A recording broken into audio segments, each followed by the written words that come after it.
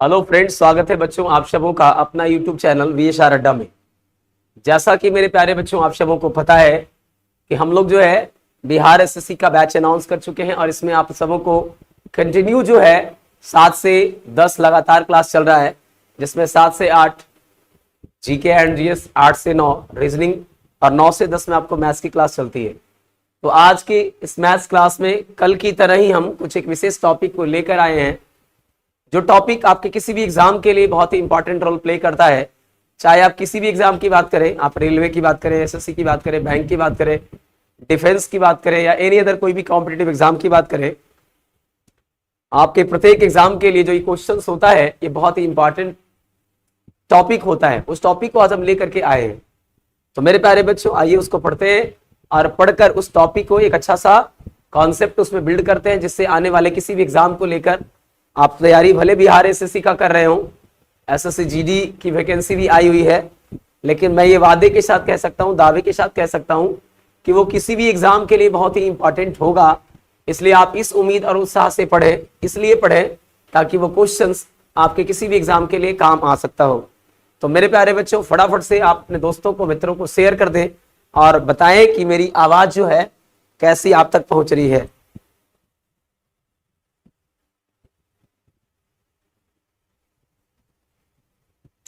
जितना जल्दी आप फीडबैक देंगे, फटाफट हम उतना तेजी से क्लास स्टार्ट करेंगे।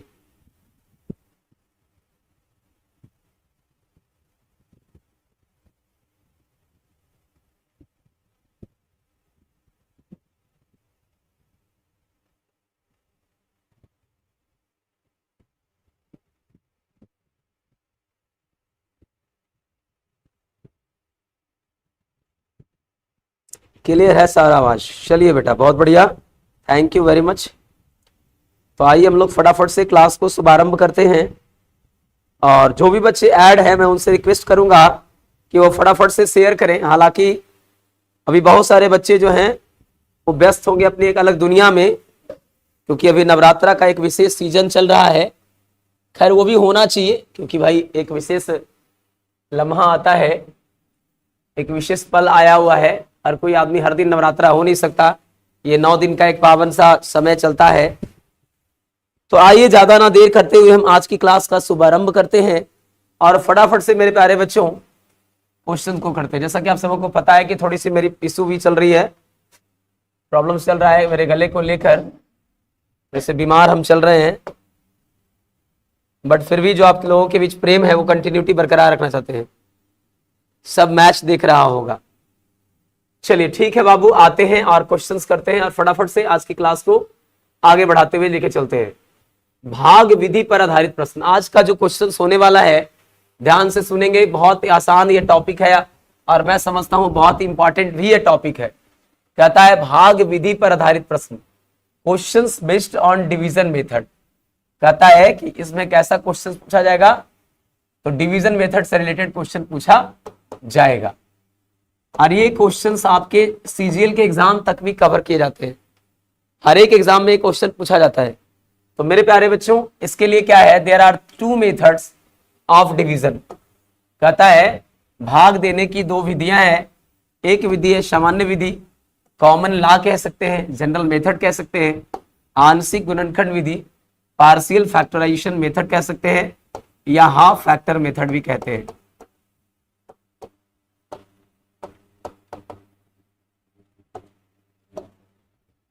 अब थोड़ा ध्यान से सुनिएगा, कैसे इससे क्वेश्चन पूछा जाता है उसके बारे में हम चर्चा करेंगे।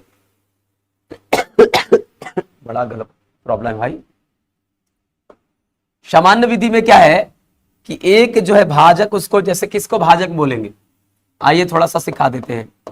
जिससे आप भाग देते हैं उसको भाजक बोलते हैं, जिसमें देते हैं उसे भाज्य बोलते हैं, और जो रिजल्ट आता है उसे भागफल बोलते हैं, और जो कुछ बच जाता है उसे शेषफल बोलते हैं। इस तरीके से भाजक को डी से इंडिकेट किया गया डिवाइजर, भाज्य को एन से यानी नंबर, और भागफल को क्यू से यानी क्वेसेंट। इस प्रकार से शेषफल को आर से यानी रिमाइंडर। तो भाज्य बराबर हो जाता है बेटा भाजक गुने भागफल जोड़ शेषफल, यानी एन बराबर D into Q plus R, N बराबर D into Q plus R. इस तरीके से हम लोग n बराबर d into Q plus R के माध्यम से हम लोग इसको समझने का प्रयास करते हैं। चलिए तो फटाफट से आप शेयर कर दीजिए सेशन को, ताकि जो बच्चे इस टॉपिक को बिल्कुल नहीं जानते, हालांकि देखिए मैं जो भी चीजें बता रहा हूं ऐसा नहीं कि सारे बच्चे जानते, बहुत सारे बच्चों को ऑफलाइन में पढ़ाते हैं तो ये मुसीबत रहता है, लेकिन उन लोग क्या है दूसरी दुनिया में रहते हैं। उन लोग को कहना है कि मुझे मुसीबत है, मैं जैसा हूं जैसा ही रहने दो, मुझे कोई दिक्कत नहीं है, जब जरूरत पड़ेगा तो फिर हम पढ़ेंगे, फिर दोबारे पढ़ेंगे, त्योहारे पढ़ेंगे, मैंने हर बार पढ़ेंगे। लेकिन अगर चल रहा है और पढ़ ले तो एक अलग इंटरेक्शन होता, वो नहीं चाहते। आप नहीं पढ़ना चाहते बाद में पढ़ लीजिएगा, ताकि आपको पढ़ना आसान पड़ जाए, कोई दिक्कत नहीं हो, लेकिन पढ़ लीजिएगा बच्चों। तो देखिए भाग के एक प्रश्न में भाजक भागफल का 10 गुना। अब देखिए इसको सिखाते हैं, कितना इजी क्वेश्चन हो जाएगा। आप पहले एक फॉर्मूला लिख लीजिए, भाज्य बराबर भाजक गुने भागफल जोड़ शेषफल। जैसा कि मेरे प्यारे बच्चों जो जो रिलेशन दे रखा है उस रिलेशन को आप डिपुट करिए। खाली क्या कह रहा है कि भाजक भागफल का 10 गुना, भाजक क्या है भागफल का 10 गुना है, भाजक भागफल का क्या गुना है 10 गुना, एवं शेष का 5 गुना है, और यही भाजक शेष का कितना गुना है 5 गुना। ध्यान से समझोगे बच्चों, यही भाजक शेष का कितना गुना है 5 गुना। तो मेरे प्यारे बच्चों भाजक भागफल का 10 गुना है, यानी यहाँ पे 10 टाइम है, और भाजक यही वाला शेष का 5 गुना है, यदि शेष 46 हो। अब देखिए मेन होता है कि गिवन क्या है, ध्यान से सुनेंगे, और जिनको दिक्कत होगा बोलेंगे कि हाँ सर समझ में नहीं आ रहा है, आ रहा है। तो भाज्य बराबर भाजक गुने भागफल जोड़ शेषफल, भाजक भागफल का 10 गुना और यही भाजक शेष का 5 गुना। तो भाई 10 गुना भी लिख दिए, 5 गुना भी लिख दिए। अब हमको ये देखना है बेटा कि गिवन क्या है, गिवन आपका शेष है, तो शेष से भाजक तुरंत निकल जाएगा। अब भाजक क्या था शेष का 5 गुना, तो 46 पचे 40 पचे 200, 6 पचे 30, 230। अरे मैथ तो इतना चुटकी में बनेगा, जल्दी बनेगा जी। अब कह रहा था कि भाजक भागफल का 10 गुना है, तो अब भाजक अगर भागफल का 10 गुना है तो किसका 10 गुना होने से 230 होगा, तो 23 का 10 गुना होने से 230 होगा। या ऐसे भी कह सकते हैं कि भाजक भागफल का 10 गुना है, अगर ये 230 है और उसका 10 गुना है तो 10 से भागा दे तो मिल जाएगा। अब बताइए कितना इजी बन गया ना। 23 को 23 से गुना करेंगे, 23 का स्क्वायर 529 होता है, और शून्य फ्री में बैठ गया और 46 हो गया। अब इसको जोड़ना भी बहुत टेंशन लेते हैं बच्चे। हम बोलेंगे कितना इसको दे दें कि 5300 हो जाएगा, तो 10 दे देंगे 5300, 36 उधर बच जाएगा। आंसर आपका ऑप्शन बी बॉम्बे 5336 हो जाएगा। तो ये देखिए ये क्वेश्चंस किस एग्जाम में नहीं पूछा, बस आप पूछे बताइए। आपके एसएससी के एग्जाम में, आपके बैंक के एग्जाम में, आपके रेलवे के एग्जाम में, आपके डिफेंस के एग्जाम में, बिहार एसएससी के एग्जाम में। तो थोड़ा सा आपको अपने लेवल पे काम करना होगा, अपने वर्क पे ध्यान देना होगा कि भाई पढ़ाई तो हर कोई पढ़ रहा है, लेकिन कितना सीरियस होके कौन पढ़ रहा है उस पर डिपेंड करता है। तो ये आपका सामान्य विधि से ये जो फॉर्मूला है उससे बन गया हमारा सवाल। आगे बढ़ते हैं मेरे प्यारे बच्चों और देखते हैं कुछ और सवाल इस पे दिया हुआ है क्या। बिल्कुल, अब कहता है कि भाग के एक प्रश्न में शेष 0 है। तो एक बात बताओ, तुमने पढ़ा क्या कि सर नंबर बराबर यानी भाज्य बराबर भाजक गुने भागफल जोड़ शेषफल। अब कहता है कि अगर रिमाइंडर 0 हो जाए, तो बोला ही है कि भाग के एक प्रश्न में शेष 0 है। भाग के, हाँ बाबू वेरी गुड, तो भाग के एक प्रश्न में शेष 0 है, तो यदि रिमाइंडर 0 है तो n बराबर डायरेक्ट फॉर्मूला बन गया, क्या बन गया बेटा d इंटू क्यू। अब यहां से एक नया रिजल्ट निकला कि d1 इंटू Q1 बराबर d2 इंटू Q2। अब बोलिए इसका इस्तेमाल कब करेंगे सर, अभी जो ऊपर क्वेश्चन दिख रहा है ना वो इसी का इस्तेमाल करना है। जैसे कहा कि भाग के एक प्रश्न में शेष 0 है, एक विद्यार्थी को भागा देना चाहिए 35 से, यानी d1 के जगह होना चाहिए 35। अब भागा 35 से ना दे के दे दिया 21 से, यानी d2 बराबर कितना हो गया 21। d1 और d2 क्या है, वो नंबर जिससे भाग दिया जाता है। तो 35 से भागने दे करके 21 से भाग दे दिया। आगे कहता है तो उसे भागफल 30 प्राप्त हुआ, यानी 35 से दिया तब कुछ और भागफल मिलता, लेकिन वो 35 से ना दे करके 21 से दे दिया। तो अगर d2 से भाग देगा तो Q2 मिलेगा, इसलिए उसे क्या मिल गया 30 मिल गया। तो कहता है कि यदि वह वास्तविक भाजक से यानी 35 से भाग देता तो कितना भागफल प्राप्त होता। बताइए, कोई दिक्कत है तो बताया जाए। कोई दिक्कत है? कोई दिक्कत नहीं होना चाहिए। 7 तिया 21, 7 पचे 35 और 5 छक 30 और 6 तिया 18, यानी इस प्रकार से इसका आंसर कितना हो गया? 18। 18 यानी ऑप्शन ए इसका करेक्ट आंसर हो गया। तो जो थ्योरी बताते हैं ना बेटा, उसी से सारा डिपेंड है। समझ में आ रहा है बात? तो ऐसे सवाल आपके एग्जाम में आइए, छोटा एग्जाम है, कोई बहुत बड़ा एग्जाम नहीं है, स्टेट लेवल का एग्जाम है। स्टेट लेवल के एग्जाम में कोई बहुत बड़ा तुर्रम खा का सवाल नहीं पूछेगा। जो मैं बता रहा हूं सवाल को बढ़िया से करके जाओ, आपका एग्जाम बिल्कुल सिलेक्शन होगा। नेक्स्ट देखो बेटा क्या कह रहा है। अब कह रहा है आंशिक गुणनखंड विधि क्या है। भाग देने की जो दूसरी विधि है ना, उसी का नाम है आंशिक गुणनखंड विधि। तो हाफ फैक्टर मेथड, यदि किसी संख्या में भाजक के गुणनखंड से भाग दिया जाए तो उसे आंशिक गुणनखंड विधि कहते हैं। और भाजक का गुणनखंड जो है वो आंशिक गुणनखंड विभाजक या आंशिक भाजक कहलाता है। और इसे capital D1, capital D2, capital D3 इत्यादि से सूचित करते हैं। बताते हैं क्या है ये number. If a number is divided by the factors of the divisor,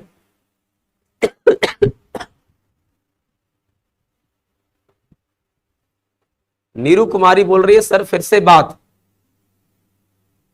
नहीं समझे क्या बोलना चाह रहे हैं आप? फिर से बात का मतलब फिर से आप मैसेज कीजिए, कमेंट कीजिए, क्या आप कहना चाहती हैं। कहना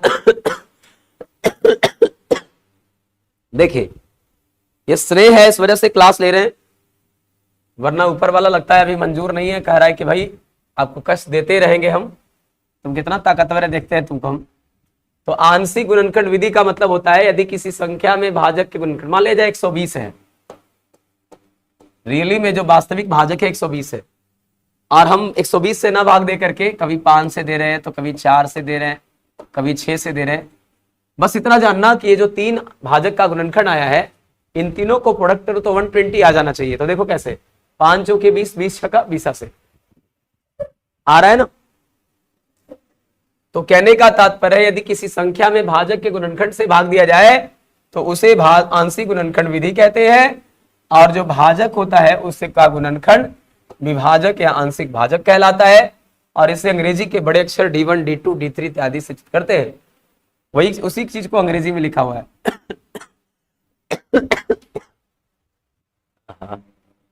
if a number is divided by the factors of the divisor. Nagendra ji जुड़ गए। Hi sir, hello Nagendra ji, most welcome है आपका भी सर अड्डा के इस लाइव सेशन में बेटा। और ऐसे ही फटाफट से अपने दोस्तों मित्रों को शेयर कीजिए, आप भी अपने माध्यम से कुछ बच्चों को शेयर करें। तो कहता है यदि कोई नंबर में डिवाइड दिया जाए किससे, फैक्टर्स, किसके फैक्टर, डिवाइजर के factor, then it is called partial factorization method, आंशिक गुणनखंड विधि कहलाता है। एंड द फैक्टर, और जो डिवाइजर का फैक्टर होता है उसे कहा जाता है divisor all partial divisor, and it is denoted by capital D1, D2 और D3 etc। अगला है कॉन्सिक्यूटिव रिमाइंडर। क्रमागत शेष क्या है? तो कहता है आंशिक भाजक से भाग देने पर, यानी कभी 5 से 2, कभी 4 से 2, कभी 6 से 2, तो 5 से भाग देने पे अलग रिमाइंडर आएगा, 4 से भाग देने पे अलग रिमाइंडर आएगा, 6 से भाग देने पे अलग रिमाइंडर आएगा। तो बारी बारी से इन सभी नंबरों से डिवाइड करने पे जो रिमाइंडर आएगा उसे हम लोग क्या बोलेंगे? बताइए क्या बोलेंगे? उसे बोलेंगे बेटा, उसे बोलेंगे क्रमागत शेष। क्या बोलेंगे? कॉन्सिक्यूटिव रिमाइंडर, क्रमागत शेष। क्या है? आंशिक भाजक से भाग देने पर जो शेष प्राप्त होता है उसे क्रमागत शेष कहते हैं। और उसे अंग्रेजी के बड़े अक्षर R1, R2, R3 इत्यादि से सूचित करते हैं। The remainder obtained after dividing by the partial divisor is called consecutive remainder and it is denoted by R1, R2, R3 etc। Ji, consecutive remainder, very good. अब इसकी आगे का स्लाइड हम देखते हैं क्या कुछ विशेष है। तो इसी का एक बहुत सुंदर सा एकदम आकृति बना हुआ है और बड़ा मजेदार बना हुआ है। आइए इन चीज को मैं समझा देता हूं क्या है इसमें विशेष। जो ये समझ गया वो इस टाइप के क्वेश्चंस को आसानी से कर लेगा। तो जैसा कि मेरे प्यारे बच्चों देखेंगे कि कैसे इसको समझना है। तो वास्तविक शेष का मतलब होता है, रियल रिमाइंडर का मतलब क्या होता है? जब किसी संख्या में आंशिक भाजक, ये हो गया आंशिक, आंशिक भाजक के गुणनफल से भाग दिया जाए तो जो शेष प्राप्त होगा उसे वास्तविक शेष कहते हैं। वास्तविक शेष बराबर फॉर्मूला भी है, R1 इंडिपेंडेंट आएगा, फिर R2 D1, R3 D1 D2, R4 D1 D2 D3, ऐसे बढ़ता जाएगा। यानी R1 रहेगा तो D1 नहीं रहेगा, R2 से D1 स्टार्ट होगा, यानी 2 रहेगा तो 1 D1, 3 रहेगा तो 2 तक, 4 रहेगा तो 3 तक। अब ये देखिए इधर जो आपने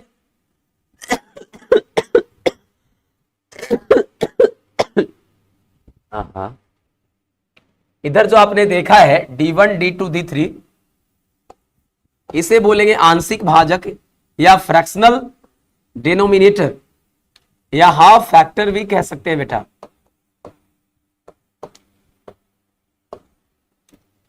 ऐसे कैपिटल D1 D2 D3 इत्यादि से सूचित करते हैं। ये आपका नंबर है बच्चों, ये जो समझ गया टेली मैंने डायग्राम ना, वो सारी चीज बना लेगा। ये इधर आपका शेष नहीं बल्कि क्रमागत शेष होगा, यानी कॉन्सिक्यूटिव रिमाइंडर।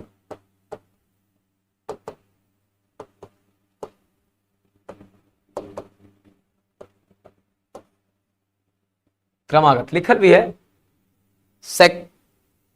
सेक्यून्टियली, है ना, और ये अंतिम परिणाम है बेटा। अब इस डायग्राम को समझने के लिए हम किसी क्वेश्चन को समझेंगे तब समझ में आएगा। आइए बारी बारी से एक क्वेश्चन को करते हैं और क्या इसका मायने निकलता है, कैसे क्वेश्चन पूछता है, उसके बारे में बतलाते हैं मेरे प्यारे बच्चों। मैं फर्स्ट ऑफ ऑल चाहूंगा कि फटाफट से जो भी दोस्त मित्र जुड़े हैं वो आंसर कमेंट करके बताएंगे कि क्या इसका आंसर होगा 543 में। बस ज्यादा नहीं, हम 20-20 सेकंड का टाइम देंगे और फटाफट से इसका आंसर बताइए। 20 सेकंड आपके पास है, आंसर दीजिए।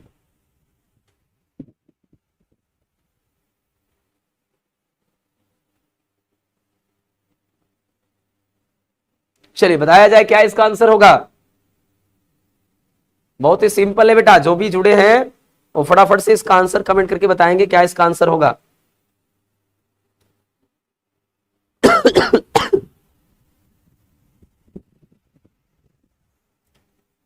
तो कहता क्या है कि 543 में इस तरह का जो पीछे डायग्राम बताया ना हम, अभी ऐसे बना लेना है बाबू। देखो ना अभी बताया ना, अभी इस तरह का सुंदर सा डायग्राम बना लेना है और बनाने के बाद क्या करना है बेटा कि 543 में पहले भाग देना है 5 से, फिर देना है 6 से, फिर देना है 7 से, और लगातार भाग देने पर उनके क्रमागत शेष क्या होंगे।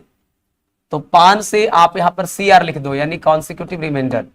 कैसे निकलेगा, 5 एकम 5, 4 उतारेंगे तो भाग आने लगेगा, 0 देंगे, ठीक है ना, और पनी 8 40, 3 उतारेंगे तो हो जाएगा। रिमाइंडर कितना बचा बच्चों, 3।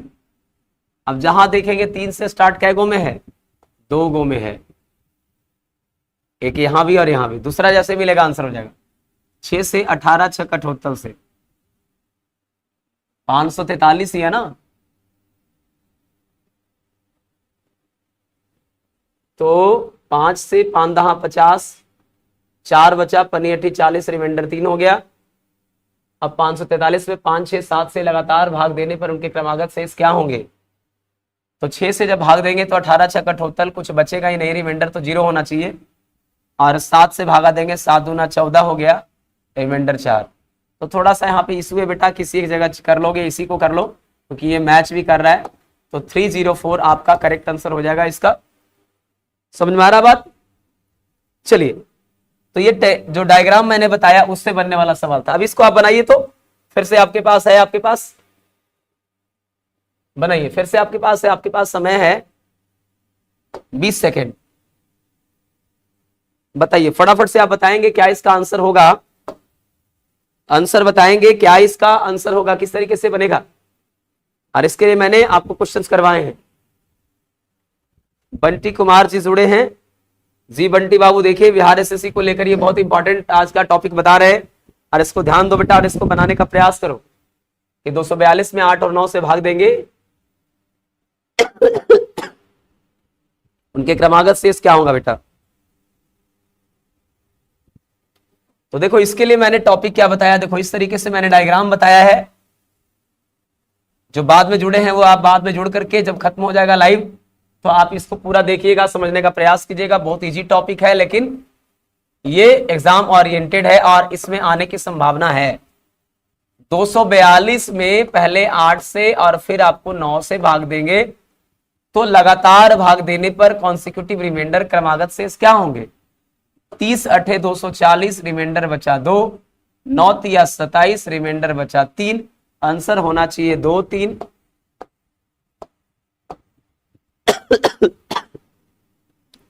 ऑप्शन ए इसका करेक्ट आंसर हो जाएगा। चलिए, तो आइए मेरे प्यारे बच्चों, नेक्स्ट जुड़ते हैं हम लोग नेक्स्ट क्वेश्चन की ओर। नेक्स्ट क्वेश्चन क्या है? देखिए, नेक्स्ट ये थ्योरी दे रखा है पहले, और इसलिए मैंने, ताकि थ्योरी भी आप सबों को कंप्लीट होगा, तो बाद में आप जब लाइव सेशन समाप्त हो जाएगा और तब भी आप देखेंगे तो चीजों को समझ सकेंगे। इसलिए मैंने बहुत तरीके से इसको डिजाइन करवा करके पीपीटी तैयार करवाया है, ताकि आप कम से कम समझ में आने में आपको कोई दिक्कत नहीं हो। चलिए मेरे प्यारे बच्चों, बताएंगे।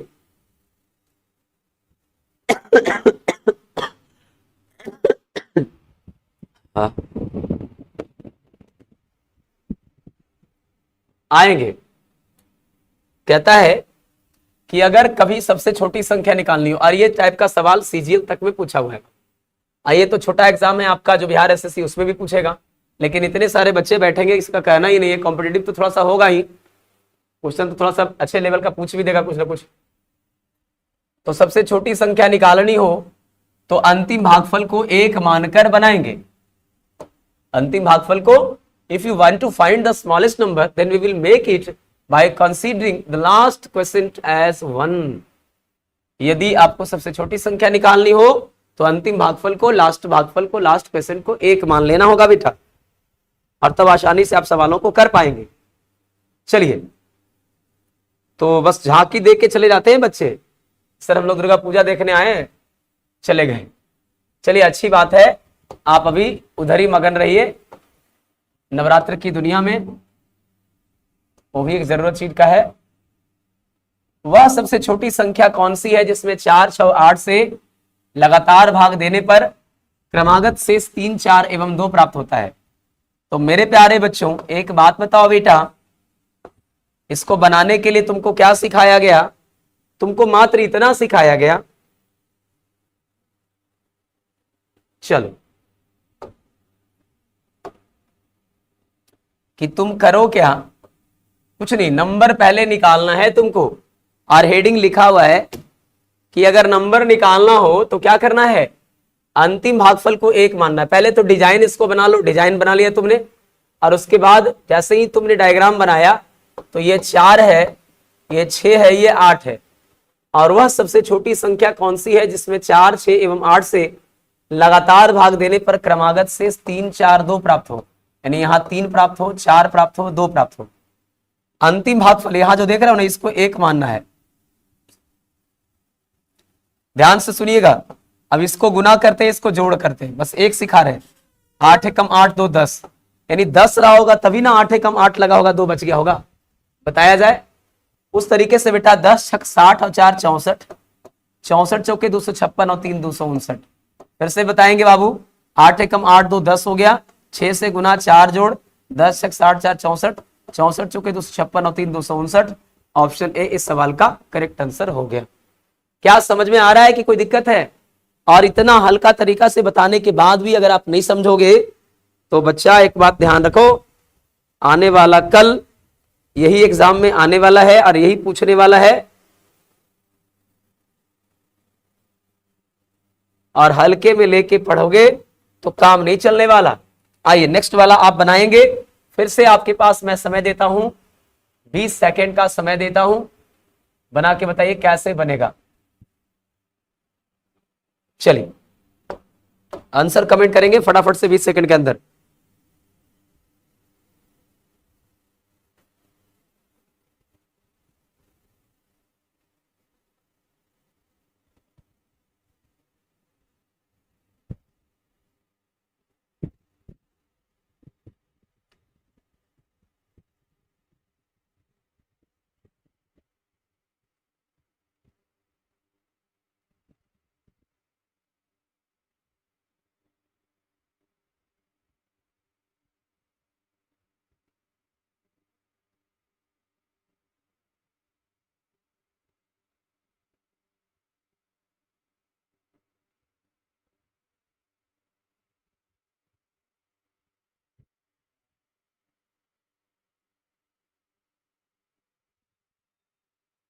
राहुल खत्री, गया में कहां से हो गुरुजी? अरे भैया, गया के चक्कर में आप क्यों पढ़ रहे हैं? आप इस बात को ध्यान दें कि आपको एजुकेशन मिल रही है, एजुकेशन गेन करें, पढ़ाई अच्छी लगती है पढ़ाई करें और दोस्तों को शेयर करें। ये आप हमारे लिए, हमारी टीम के लिए एक बेहतरीन काम कर पाएंगे आप। चलिए, आंसर कमेंट किया आप लोगों ने? नहीं किया भाई। चलिए तो फिर बताते हैं और क्या करेंगे भाई। अब आप लोग जो है एकदम मगन हैं कि भाई हम लोगों को एक भी कमेंट नहीं करना है आंसर के रूप में। तो मैं बताता हूं, ये देखिए, आपको इस तरह का एक डायग्राम बताया मैंने और इस पर आधारित बहुत सारे सवाल, अब तो 10 सवाल हो गए जी। तो कैसे बनाना है? सबसे छोटी संख्या निकालनी है, तो सबसे पहले आप डायग्राम पे फिट करो इसको। भागा देना था 12 से, उसके बाद 15 से।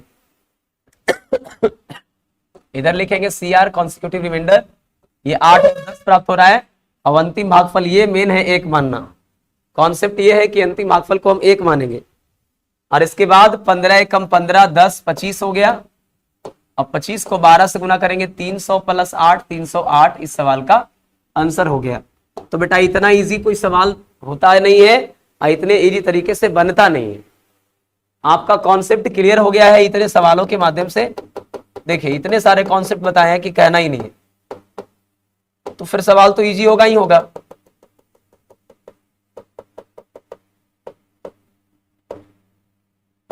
चलिए, अब देखिए फिर से एक नया टाइप आएगा बच्चों। कहता है कि यदि भाजकों का क्रम उलट दिया जाए तो क्रमागत शेष कैसे निकालेंगे? यदि भाजकों का क्रम उलट दिया जाए मेरे प्यारे बच्चों, तो फिर कॉन्सिक्यूटिव रिमाइंडर कैसे निकाला जाएगा? तो सबसे पहले छोटी संख्या निकालनी होगी। देखिए, रूल में लिखा भी होगा। यार जरा भी स्वस्थ घबराहट है इतना। यदि भाजकों का क्रम बदल दिया जाए तो क्रमागत शेष निकालना। कहता है कि finding the consecutive remainder if the order of the divisors is changed. यदि भाजकों का क्रम क्या किया जाए? इंटरचेंज कर दिया जाए, बदल दिया जाए। ए बी सी के जगह सी बी ए से भाग दिया जाए। तो कहता है रूल में कि सबसे छोटी संख्या निकालिए, उसके बाद दिए गए भाजकों को क्रम के अनुसार भाग दे दीजिए। जो नया क्रम कह रहा है उसके अनुसार भाग दे दीजिए। वही इंग्लिश में लिखा हुआ है, फाइंड आउट, ज्ञात करिए क्या, smallest number and divide the given divisors as per the order. जो नए ऑर्डर से डिवाइड करना है उससे दे दीजिए डिवीजन। आइए इसके आधार पर क्वेश्चंस करते हैं मेरे प्यारे बच्चों।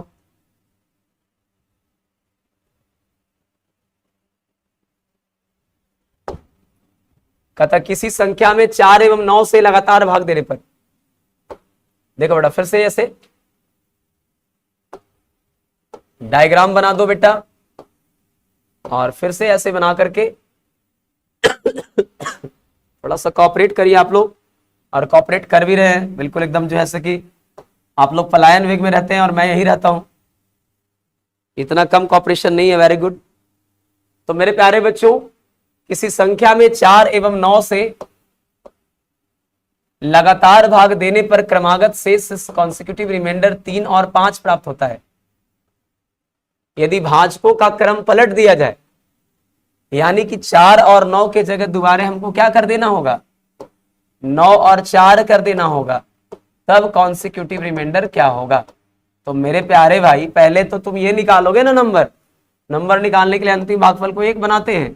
9 एकम 9, 5 14, 14 चौके 56 और 3 59, नंबर निकला 59।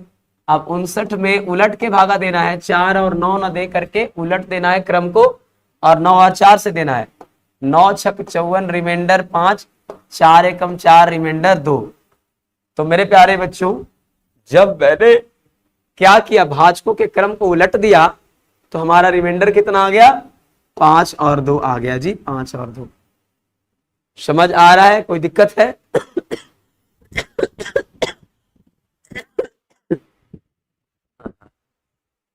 तो इस प्रकार से मेरे प्यारे बच्चों, आज लगभग एक टॉपिक मैंने आपके साथ साझा किया जो कि आपको बहुत अच्छे से समझ में आया होगा। जो बच्चे लाइव सेशन में नहीं जुड़ पाए होंगे वो बाद में जुड़कर बेटा ये कॉन्सेप्ट को क्लियर कर लेना, ये आपके लिए बहुत इंपॉर्टेंट है। मैं बस इतना ही कहूंगा, ज्यादा कुछ नहीं कहूंगा। और जब पेपर में आपको एकाएक मिल जाएगा तब उस दिन की याद आएगी कि सर आपने बोला था और हमने थोड़े हल्के में ले लिया था। कहता है किसी संख्या में 4, 6 एवं 8, पहला 4, दूसरा 6, तीसरा 8 से लगातार भाग देने पर उनके क्रमागत शेष क्या हो गए? 2, 3 और 4 प्राप्त होता है। तो मेरे प्यारे बच्चों सबसे पहले अंतिम भागफल को 1 मानेंगे। 8 एकम 8, 4 12, 12 छक 72, 3 75, 75 चौके 300 और 2 302। कुछ तो नहीं करना है बेटा। अब इस 302 में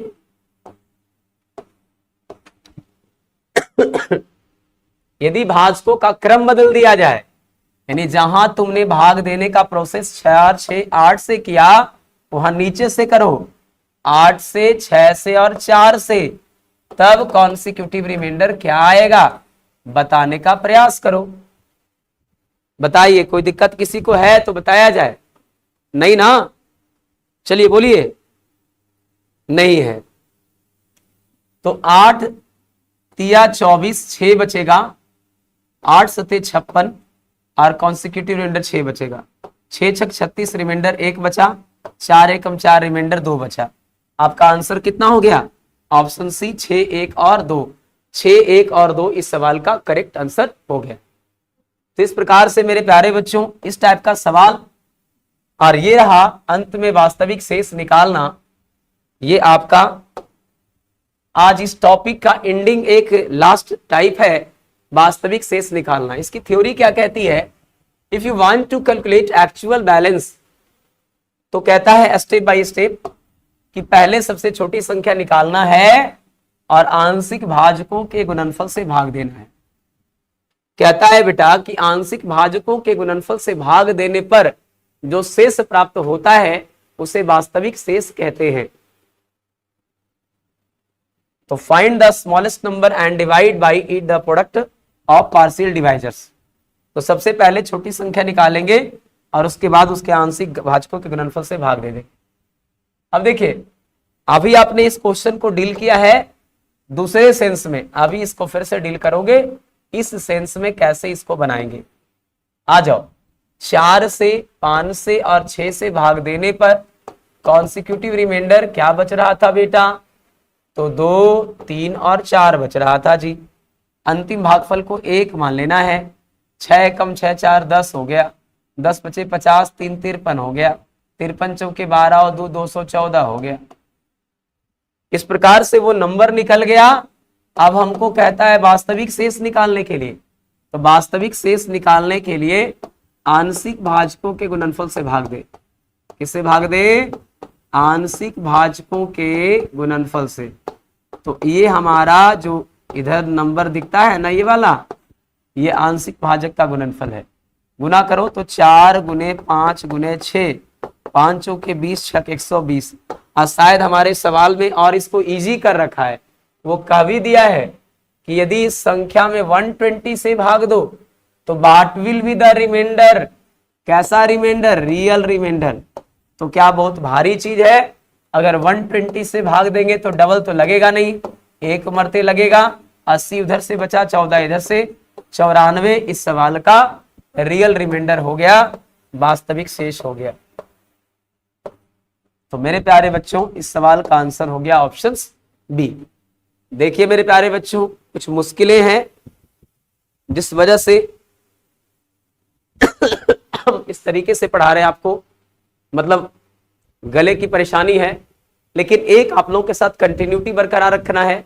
दूसरा एक बड़ी पॉइंट ये है कि आप लोगों को निरंतर कम से कम वीडियो जाता रहेगा। आप लाइव में थोड़े कम ही जुड़ पाओगे, लेकिन बाद में आप वॉच कर पाओगे वीडियो को, जिससे आप सबों को एक बेहतर रिस्पांस मिलेगा, कंटिन्यूटी मिलेगा पढ़ने में। इसीलिए कोई बड़े बड़े लंबी लंबी टॉपिक को नहीं ले रहा हूं, छोटी छोटी टॉपिक को ले रहा हूं, लेकिन ये छोटा देखने में है बेटा, एग्जाम के पॉइंट ऑफ व्यू से बहुत ही ओरिएंटेड, एकदम एग्जाम ओरिएंटेड टॉपिक है। और मैं लिखित बता रहा हूं, गारंटी के साथ साथ एक पन्ने पे लिखवा लो, इससे क्वेश्चंस जरूर आएगा। मैंने जो पिछले क्लास में पढ़ाए थे उससे भी क्वेश्चंस आएगा और इससे भी क्वेश्चंस आएगा। अगर 1 या 2 सवाल इधर से आता है जब तक मेरे गले की प्रॉब्लम्स रह रही है तब तक मैं चाह रहा हूं कि आपको कुछ ऐसा टॉपिक छोटा छोटा पढ़ा दूं जिससे मुझे बहुत ज़्यादा परेशानी भी नहीं हो, आप तक मेरी आवाज़ पहुंच जाए, आप तक मेरा जो है एजुकेशन पहुंच जाए, और हम और आप एक दूसरे के साथ जो है जुड़े रहें। क्योंकि बहुत ज़्यादा गैपिंग भी ठीक नहीं है, अब्सेंट भी ठीक नहीं है। ये अलग बात है कि मेरा जो बोलने का लहजा है, कंटिन्यू बोलने में मज़ा आता है, पढ़ाने में जब एक्टिव होके पढ़ाते हैं मुझे भी नहीं अच्छा लगता है ऐसे पढ़ाने में। लेकिन क्या है ना कि थोड़ी सी मेरे को ज़्यादा देर अभी खड़ा रहने में भी नहीं बन पाता, बीमार अभी जस्ट हुए है, उसमें अभी रिकवरी नहीं हो पाया है बॉडी का, है ना, पूरे शरीर का रग रग जो है दर्द देता है। नंबर 2, गले की जो प्रॉब्लम है वो अभी दूर हो ही नहीं है, और मेन टीचर का मेन पॉइंट होता है गला। अगर गला ठीक है, स्वास्थ्य ठीक है, तो फिर तो टीचर नच के पढ़ाएगा जी, मजा आ जाएगा। तो मेरे प्यारे बच्चों, जो भी बच्चे लाइव में नहीं जुड़ पाते हैं तो बाद में आप देख करके वीडियो से पूरे क्लास को नोट्स कॉपी बनाएंगे और एक एक करके बेटा कर लीजिएगा। आपके आने वाले एग्जामिनेशन पॉइंट ऑफ व्यू से वेरी वेरी इंपॉर्टेंट मैं टॉपिक पढ़ा रहा हूं, और ये आपके लिए और जो भी एग्जाम आने वाला है उसके लिए भी कारगर है। तो चलिए मेरे प्यारे बच्चों, फिर मिलेंगे एक नई वीडियो में, तब तक के लिए जय हिंद, जय भारत, वंदे मातरम, भारत माता की जय। और आप सभी मित्र और दोस्त इसी तरीके से हमारे वीडियो को जो है सब्सक्राइब करते रहें, चैनल को सब्सक्राइब करते रहें और एक दूसरे तक पहुंचाते रहें, ताकि हमारा जो चैनल है वो ग्रो करता रहे, मेरी ऊर्जा बरकरार रहे। और किसी भी हालात में अगर हम रहते हैं तो पढ़ाने के लिए आते हैं, तो मेरा एक रीजन यही होता है कि चलो भाई, अगर कम से कम बच्चों के दिलों में हम लगातार जुड़े रहेंगे तो आने वाला कल बेहतरीन होगा, और जब स्वस्थ रहेंगे तो हम भी मस्त रहेंगे और आप भी मस्त रहेंगे। तो ठीक है मेरे प्यारे बच्चों, तब तक के लिए गुड नाइट, सबा खैर, जय हिंद, जय भारत।